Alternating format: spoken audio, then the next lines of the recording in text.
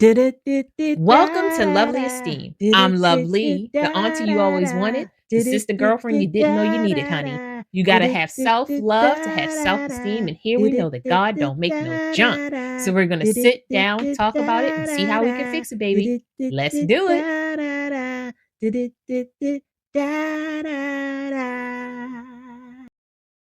Hey guys, this is Lovely with Lovely Esteem, and welcome back to the Healing Through Conversations podcast. Today's episode is one that you're going to feel in your spirit. I am joined by the phenomenal Miss Erin White, who is the CEO of the Hexagon Strategy Group. She's a master strategist, a clarity queen, and a compassion leader. She's one of those people who really believes in fighting for the person. She is your sister, your cousin. She is the person who's in your corner, giving you guidance so that you can get to the next place. She's helping you find your confidence. She's helping to remind you that anything is possible when you put forth effort, when you align your faith with your passion, when you allow yourself to be a conduit to your dreams, right? Because I think for a lot of us, when we think about being a CEO or entrepreneur, even executive, we make the assumption that it's going to be this really inclusive group and we're going to be able to just all kumbaya together. And we forget that there's so many other things that go along with finding your purpose. There's so many things that go along with leading a group or even leading yourself, because being an entrepreneur can be very interesting, is all I can say. But what I love about Erin's approach to life is it is always of service, and it does not take away from her need to take care of herself, right? You can either say that you're going to be the thing or you can be the thing. And I think for me, Erin is absolutely the thing, right? So I hope you guys enjoyed this podcast. She has so many words of wisdom, and I can't wait to talk to her. Hey guys, this is Lovely with Lovely Esteem, and welcome back to the Healing Through Conversations podcast. Today, I have a sister girlfriend.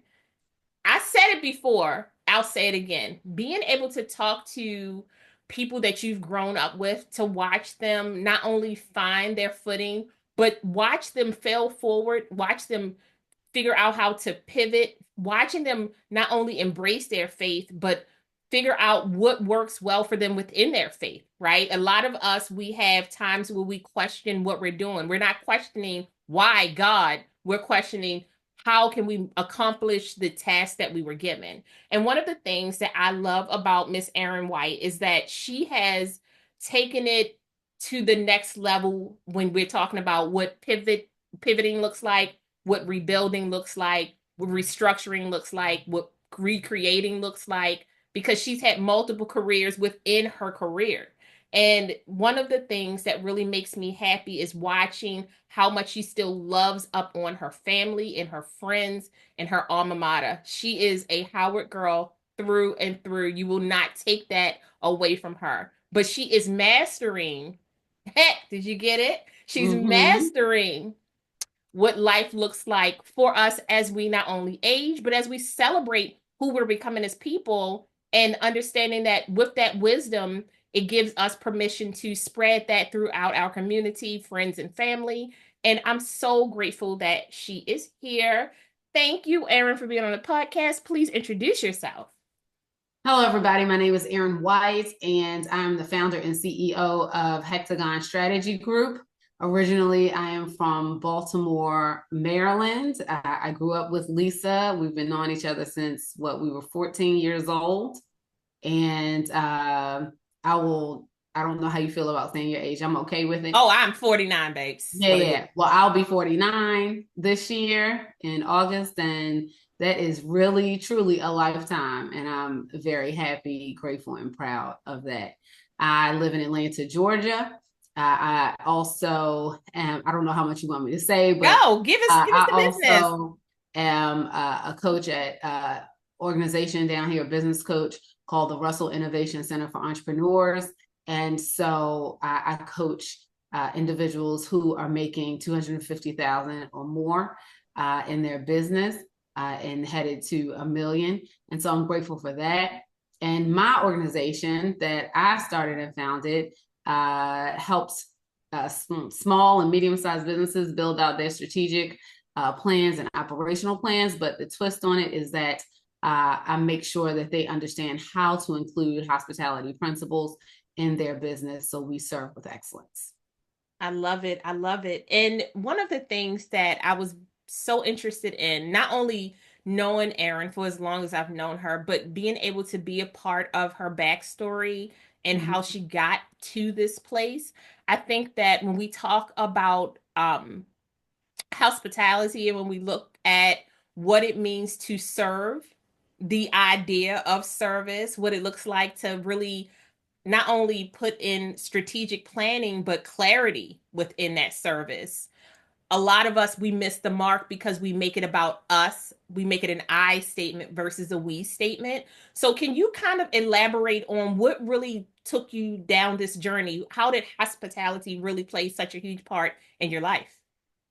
Well, I've had to dissect that for a minute now, Lisa, because I even though I majored in hospitality management at the School of Business at Howard University, I realized that that was my calling long before I kind of fell into that degree, into that discipline.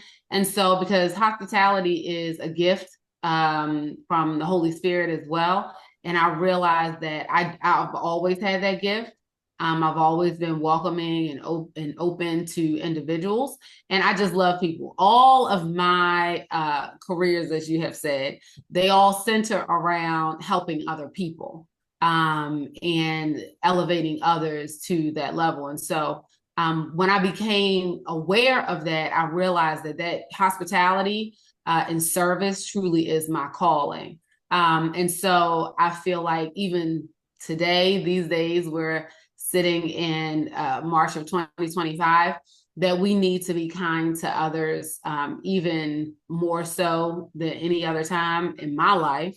I believe this time in my life, in your life, and this time in the country, especially if you're in our age group, this is our civil rights movement. We've never really had a moment in our lives where we had to truly, truly, truly fight for something outside of ourselves.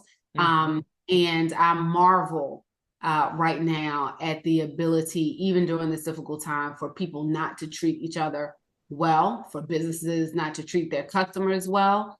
But on the flip side, there are people that are doing it. And so I think it's easy to look at the gaps of where things aren't happening, but we are seeing kindness, and we just need to be able to spread that through our businesses. So my whole goal is I truly believe that we can impact the world through business, and that's why I do what I do. So it's not just about helping individuals build strong businesses. It's about helping individuals, entrepreneurs build strong businesses so they can serve with excellence, kindness, and show people dignity. I love that. And I really love the idea of kindness. It's one of the pillars of who I am as a person. I always tell people, and they say, "Oh my God, you're so nice." I'm not nice, I'm kind. I say the same thing. Niceties, just I don't do well with small talk. I'm not a Right. person who's going to give you a compliment just for fluff. Like when I say Right. something, I really mean it because my reputation is everything to me. Like Right. I want my reputation to leave, be in the room when I leave, and it Right. to stay 100. So I love that, and I love the idea of really building the person, right? Because I think that when Erin and we've worked together, she was my coach in a class that I took of hers. And what I loved about that particular class was her idea of building the person so that the entrepreneur, the CEO, the CFO, the founders would be whole people walking into a business and understanding how to have compassion, how to show patience and grace, how to be really good with having an less aggressive approach to problem solving, looking at life from an offensive way versus a defensive way, and really focusing on what it looks like to be diverse within a group. I think our group really focused on women of color, but what I love about what Erin proposed was it was a holistic way of looking at business and figuring out what your strongest attributes were and bringing those to the table So Yeah. when you are talking to your clients, what are your like top two your top two hacks on how to tap into who you are as a person to help your business? Yeah, and I would have to say it's really not even a hack. It's I'm as you know, I'm a very spiritual person. I would even say I'm religious. And that's not popular right now to say. I love Jesus Christ. I'm not a Bible thumper. I won't beat you over the head with it, but that's how I solve my problems. And so I will say that being close to God and prayer and reading the word is important to me, and that's how I get through that. When I work with people of different faiths, I try to let them know that I'm leading with what I know, but not that it's not in the exclusion of what they know or Mm-hmm. what they believe. So I literally can't move throughout my day if I don't read my word, have a prayer, and I realize the difference in my entire body. When I'm rushing through the day, or I get up late, or I'm doing something and I have to leave that until the evening, I'm a completely different person. My productivity is off. And some people can function like that, and that's okay. It's just that I cannot. So I tell people to tap into whatever is their spiritual center, Mm-hmm. and really do that, because we can do a lot of good things, but I try to implore people to do the God thing, right? So going back to what you said, what is your purpose for being here? And it's not for our own gratification. You know, I believe that God put us here to do and to serve other people, not at the detriment of ourselves, of course, but we're here for a purpose that was created long before we were even thought about, right? And then the second thing is, as a person that is a high functioning person with ADHD, and I know a lot of people like to say they have it, but until you get clinically diagnosed, let's move on from that, because it's important. It's almost like it's trivializing someone's real diagnosis when you say that. So I have to work very hard to be organized, and I mean it is an effort. You know what I mean? So one of the second thing that I try to help people understand is, especially if you're a solopreneur or you're managing a couple of other people, is that you have to be clear about what you're doing, what Mm. you want to get done that day. You can't see it in here, Lisa, but across the way, I have a whiteboard. I keep a whiteboard set up in my house, and it's in three categories. It's home, Hexagon, and Howard. I'm the president of my alumni association here in Atlanta. And so why I did that, I have no idea, but it is it's a lot of work and it's fun, but it is a lot of work. And so I find myself with this, I have to be super structured, and even then I fail. So I try to help my clients understand how they move and how they operate. And one of the first things we do is say, you got to set aside time on your calendar to create and to do your business and to think. There's a very well known business coach, online business coach, and I listened to something she said today, and she talked about deep work days. So deep work and just taking a whole day without distraction, and just thinking about your business and strategizing, working on your business and not in your business. So productivity and spirituality are my two key things. I love that. And I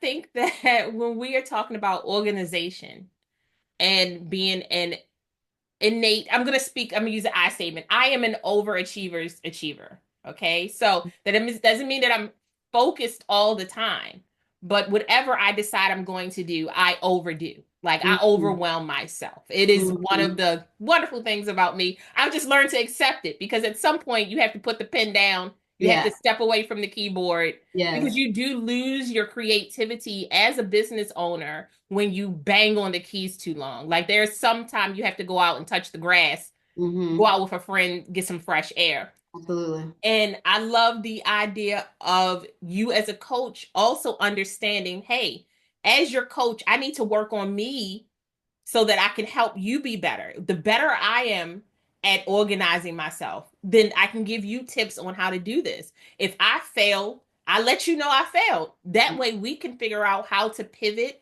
or what we need to add in or subtract from. Because I think that when people hear the words coaches or counselors, therapists, mentors, they kind of put you on this pedestal that you do not need to be on.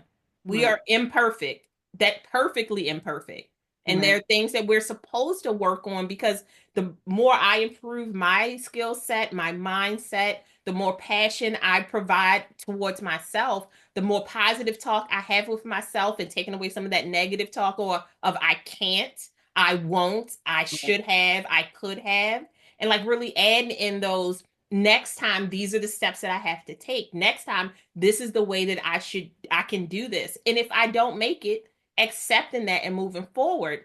Right. And what I love about your work with entrepreneurs, I love solopreneurs, working with entrepreneurs is that you give them permission to be human.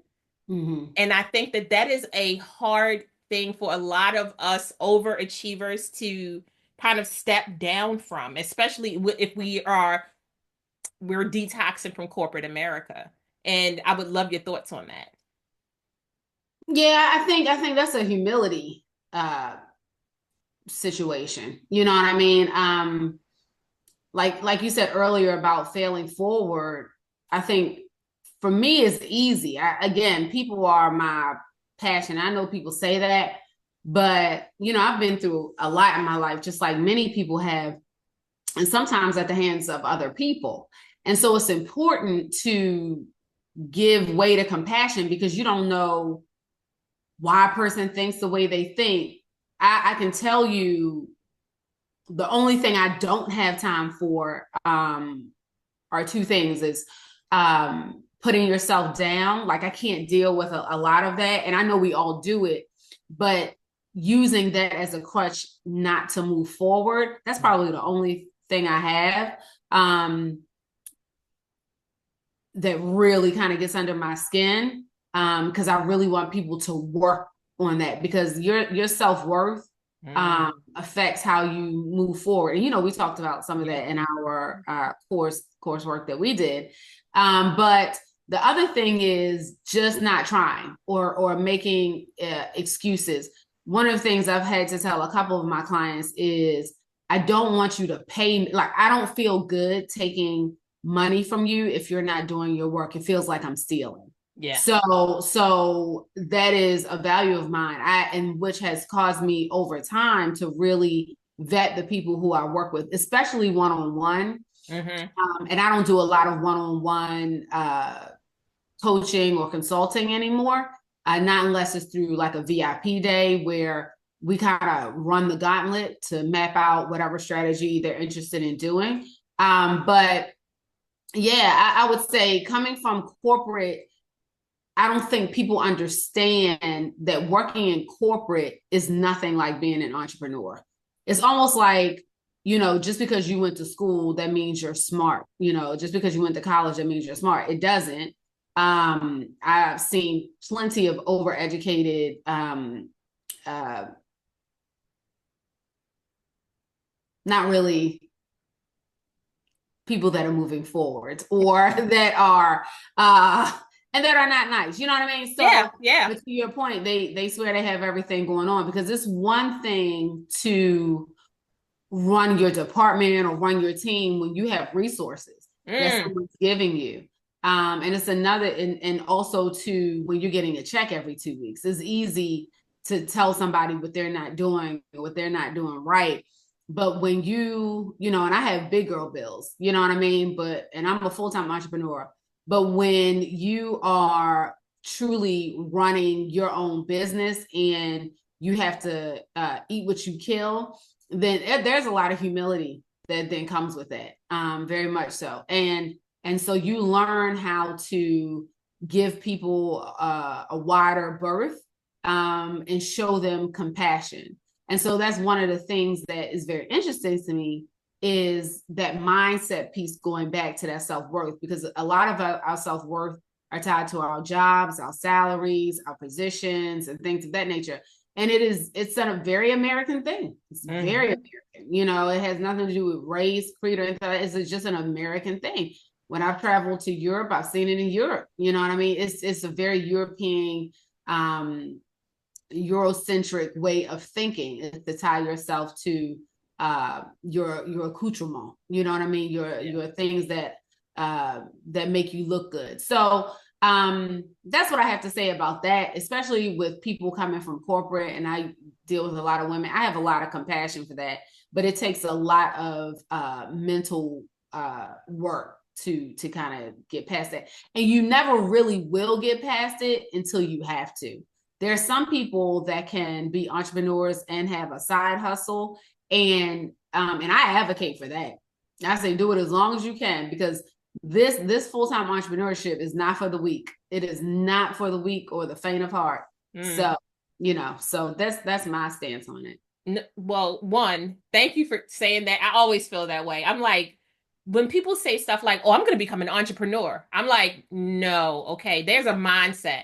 You can Mm-hmm. say I'm going to become an entrepreneur and you just have a passion for something and you think you're going to flip that into a business. Mm-hmm. However, the nitty gritty behind the scenes, the dirty things that you don't want to have to focus on, trademarks and taxes and personal property taxes and paying attention to if your state charges you every year for certain things and understanding that entrepreneur like being an entrepreneur is a very solo lonely place sometimes Very lonely. depending on what you're doing. Like it's very different if you have like maybe a couple of people that you can reach out and talk to on a consistent basis, but if you are really the A through the Z, it can be a space where you're like, am I just talking to myself just to have conversations with myself?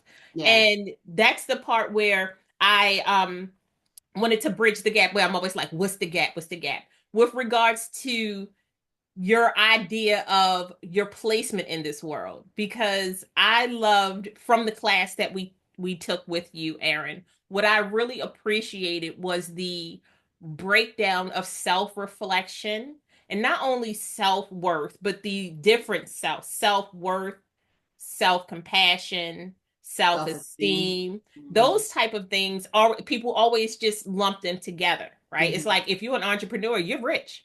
No, no, I I am don't know not. who thinks that. I I don't know don't, who thinks people who haven't had to live that life, that. who don't Okay. understand that Okay. like maybe the bill wasn't. Yes, I'm praying, but Mm-hmm. that prayer is taking a little bit longer than you wanted, and it's Right. going to come in a Right. package that you didn't expect it to come in, Right. and Right. sometimes it doesn't come out in the time frame that you expect it to come in. Absolutely. So that was one of the things that I really enjoyed. Now, how has your faith really enhanced your ideas behind being an entrepreneur? How has it really reinforced where you are in your life right now? Mm. That's an interesting question. I don't know that it has necessarily. I think what has happened on my journey, um, and I became a full-time entrepreneur by force.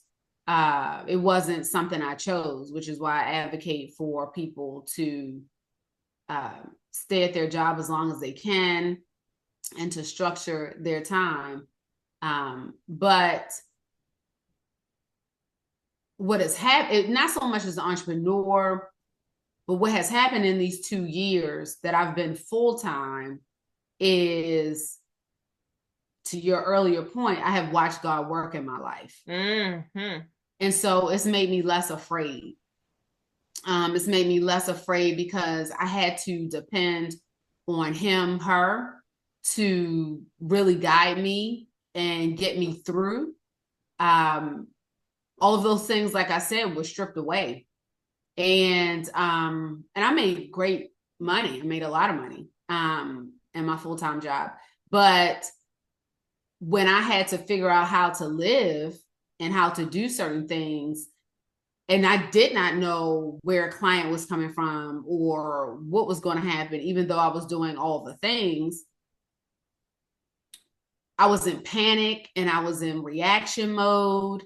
Um, but then at some point, like I told my mom, I got tired of being scared. I just got tired of it. I got tired of feeling scared. I got Mm-hmm. tired of being scared. I got tired of crying about it. I got tired of, my mother used to say growing up, when you're sick and tired of being sick and tired, you'll do something different. Yeah. And my something different was giving it totally over to God. I just gave it over to her. And I just said, I'm sick of being scared. I'm just sick of it. And so I thought about the absolute worst that can happen in my mind. And that was being homeless, losing my house, whatever. And then when I thought about that, I was like, well, that's probably not going to happen because, again, I went back to my word and I realized that he just gave me so many gifts. And if any of that happened, if any for me, and I'm not saying that when these things happen to people, it's their fault. I'm not saying that. What I'm saying is what I was hearing in my brain, that if that happens, that means that you didn't use the gifts that I've given you in order to do what I know you can do. And that scripture that everyone knows, that for I know the plans I have for you to give you hope in the future. Well, he equipped me and gave me gifts, and I could use that time that I have been allotted to be scared, to be afraid, or I could muster some energy up and do something anyway. And so I did. And a lot of stuff, I'll be honest with you, it just came through prayer. It wasn't anything that I saw coming, the opportunities or anything, but I just got tired. I just got tired of being scared. And even when I was scared, he still sent me stuff as if to say, here, I'm showing you, you can do it. And so a lot of times people learn how to change through hardship. True. Some people learn how to change through blessing. And I believe in these 2 years, God gave me hardship and blessing to show that really it's not even about you. It's about what I have for you. But I need you to lean into it. And just for those people that think that only you can do something, now God will take it away from you and give it to somebody else if you don't use it.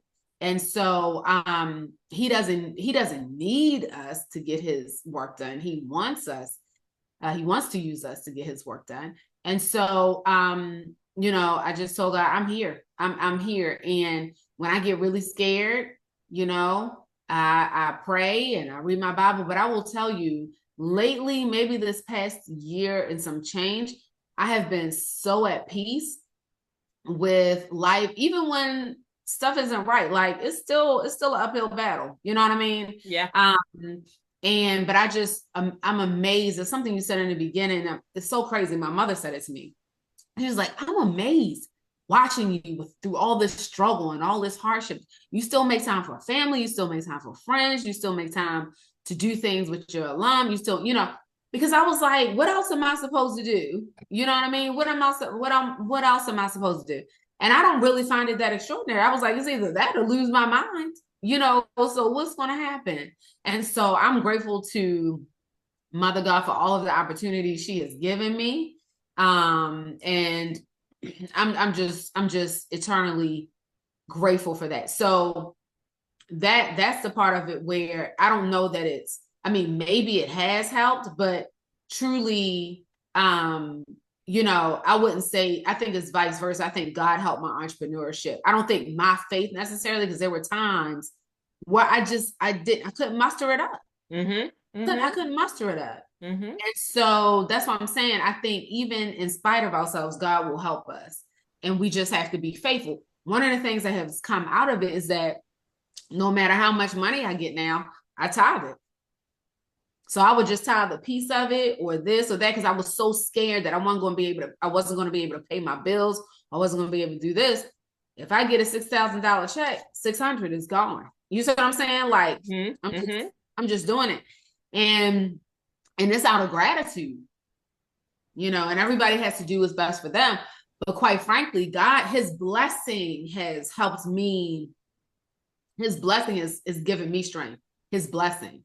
So nothing really, my faith, Lisa, I don't want to take credit for that. Yeah. But because sometimes my faith was like, it was in the basement. And I was like, where is it? And I get emotional because I just think about, wow, he has kept me. He has kept me.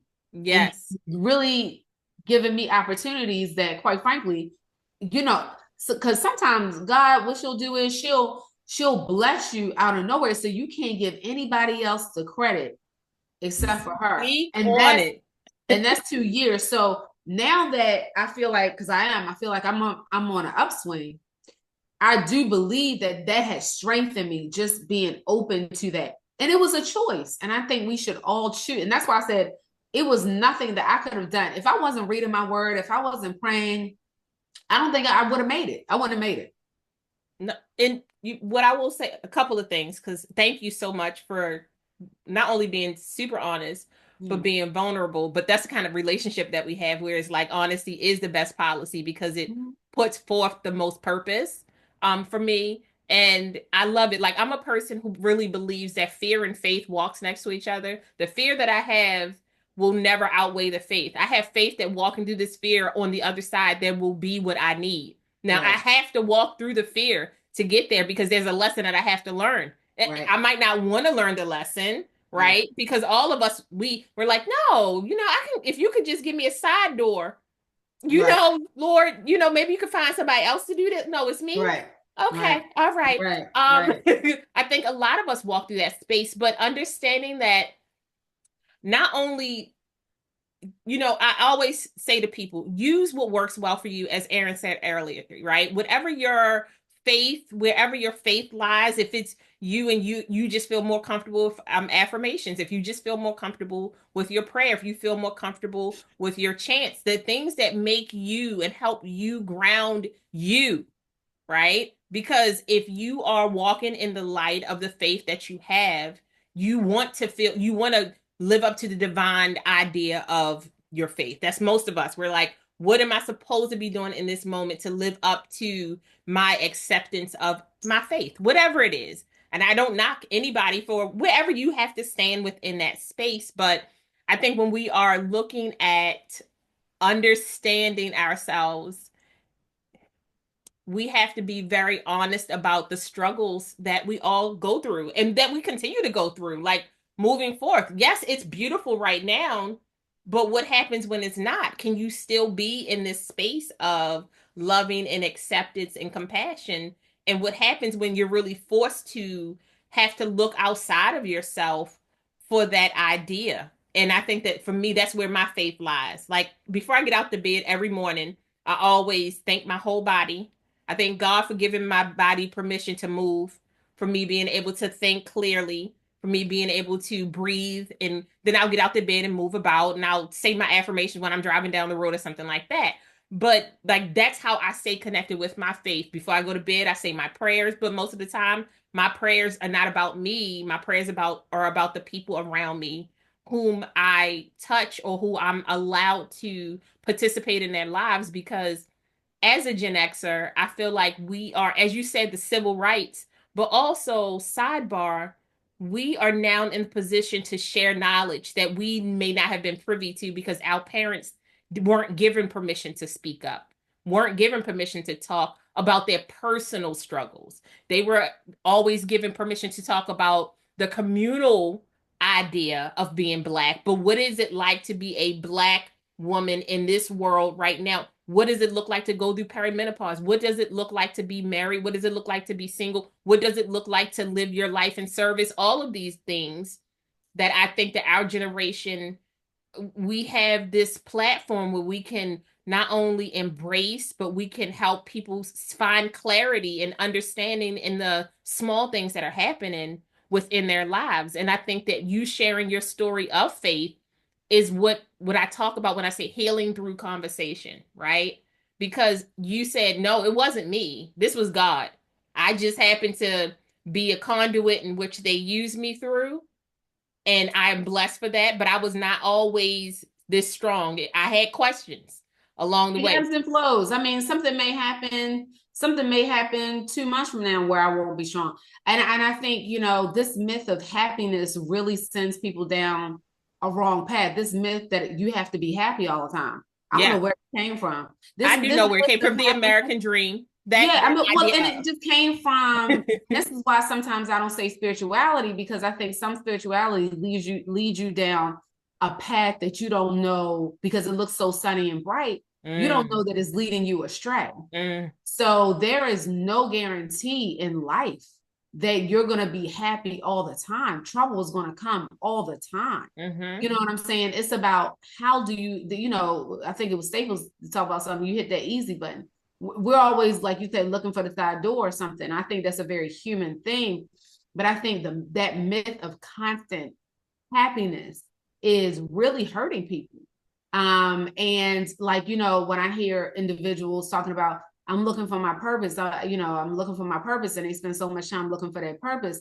Your purpose is to help somebody else. That's it. That's your purpose. Now, I think people get their purpose confused with their vehicle, you know what I mean, through which they express their purpose.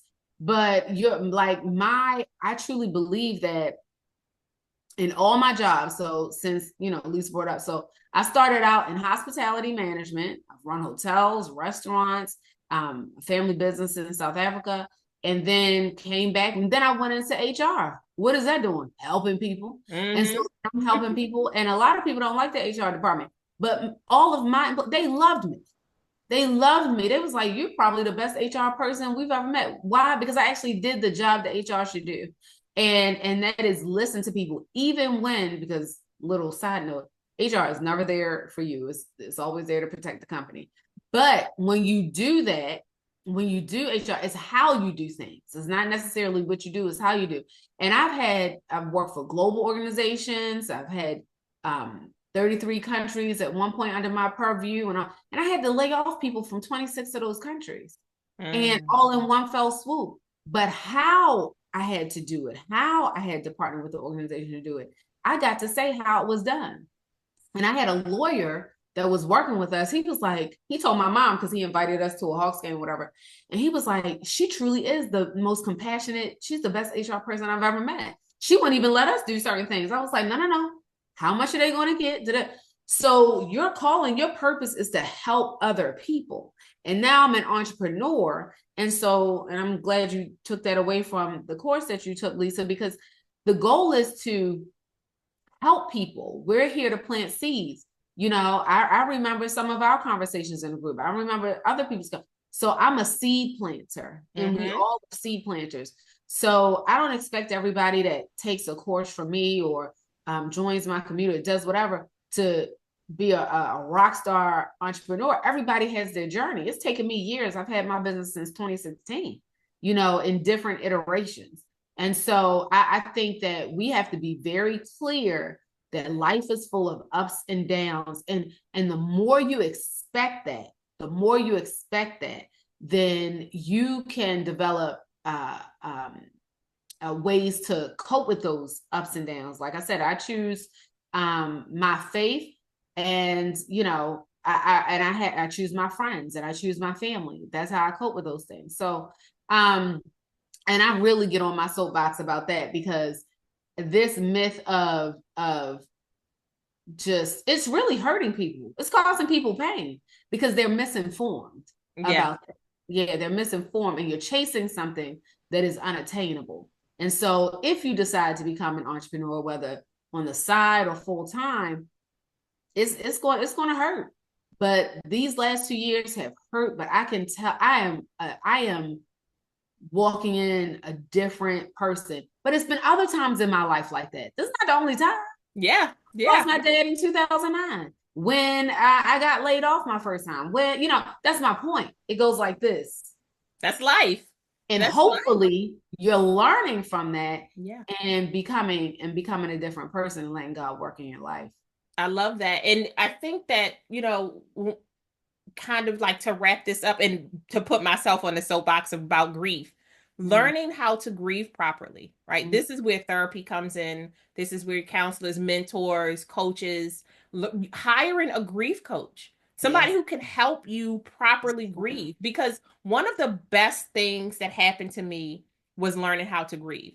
Right. I was one of those people. It happened, something bad happened, you suck it up, you go to the next thing. Something bad happened, you suck it up, you go to the next thing. Right. And you think that you're leaving those bags behind, but at some point your back hurts. At some point you look behind you, and the what you're carrying, the load that you're carrying, you inadvertently turn to have a conversation with somebody and you unload all of that on the wrong person, Mm-hmm. right? Because the person who needed to experience that and hear that was you. You needed to be have permission to grieve. And a lot of us need those words like you are allowed to grieve. That is Mm-hmm. a part of life. You are allowed to have those moments when you are on your knees and you may not always say, God, why? But God, tell me, help deliver. What can I do?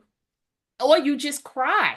Yeah. And I think that as Black women, we aren't really taught that. We're taught to grieve with a smile. We're really taught to have this very aesthetic outside when the inside is kind of falling apart, Mm-hmm. and understanding that in grief you find joy. I don't look for happiness. I look for moments of joy Mm-hmm. because I've learned that even in my grief there have been moments where you have to stop and you're like, am I laughing? Well, does that take away from what I'm going through? No. But it meant you found a moment of peace and calm and compassion for yourself. And Which that's is a a win. blessing. That's It's a a win. blessing. Yes, Mm-hmm. absolutely. Mm-hmm. Absolutely. So tell everybody where they can reach you, give us your contact information. I love what you do because I love that you are really also healing from the inside out when you are I'm working with your clients. So please go. I'm sorry. Yeah, so it's hex, and I think we all are. I think if you're every day is a healing journey. I'm not using my business to heal, but I think every day is a healing journey. But it's hexagongrp.com is my website, and you can find me on Instagram at the Masked Per Strategist, and I'm sure you'll have it in your show notes. The same is true for Facebook. And if you like LinkedIn, you can reach me on LinkedIn at Erin D White, Erin D White. And Lisa, if you don't mind, I am developing a community for entrepreneurs. Is starting and growing entrepreneurs. And the community is called the Hospitality of Business, which I'll be launching in April. And so inside of that, that'll be a course to get you started, but also community. So like when you talked about earlier, Lisa, entrepreneurship is lonely, whether you're doing it on the side or you're doing it full time. It is very lonely. And even though you may have friends and family that have 9 to 5s, they won't understand why you get off at 5 and start working at 5:36 until 12 or 10, or even if you're full time, even though everybody thinks I'm just home all day. So they can you do this? No, I'm working, right? So, and I still get up in the morning. I don't get up at 5. I get up at 7 now, thanks be to God. But I'll tell you that. But yeah, so this community is for entrepreneurs. And again, it's called the Hospitality Business. And it's really about putting kindness back into our business practices while teaching you how to build an effective strategy and operation plan. No, and you're always welcome to spread the news because I believe in uplifting. The same way how we always talk about passion and purpose, like my conduit is being able to uplift other people, specifically women, specifically Black women. I love being able to give us a voice because there's been so many times that we haven't had that. And I'll end this podcast by a quote that Erin said to me one time, and she didn't even know how important it was. Please. We were having this conversation back and forth, and it was like just a general conversation. And she said, well, I mean, if you don't see the person that you're looking for, it's you. And I said, okay. All I right, don't remember well, saying yeah, that. it was in such quick passing. We were just having a conversation, Yeah. but it's one of the seeds that was planted, right? Sometimes when you don't see the person, you are the person, and you Mm-hmm. have to step up, and that's not easy because coming from behind the camera to in front of the camera, it looked different. It looked But you're different. made for it. You're made Yeah. for it, Lisa. So I thank you so much for being a part of this podcast. And I look forward to the wonderful things you're doing. But honestly, the thing that I love the most about you is your heart. It has always led you, even when you may not have felt that it led you. And you are always dropping gems, even when you feel like, I never said that. I'm like, yeah, you No, did. I'm pretty sure I said. I'm just like, what? When did I say that? Yeah. And I promise you, this was probably like 2020, 2021. It was like, Wow. and that's wonderful because we need people who are not afraid to see the light in others, Yeah. right? So Yeah. I thank you guys so much for being a part of this podcast. Please follow Erin. She has so much happening and she continues to develop and enlighten us and brighten up the world. And we just love it. So thank you, Erin, so much for being a part of the podcast. Thank you. Thank you for having me. You're welcome. Guys, what did I say?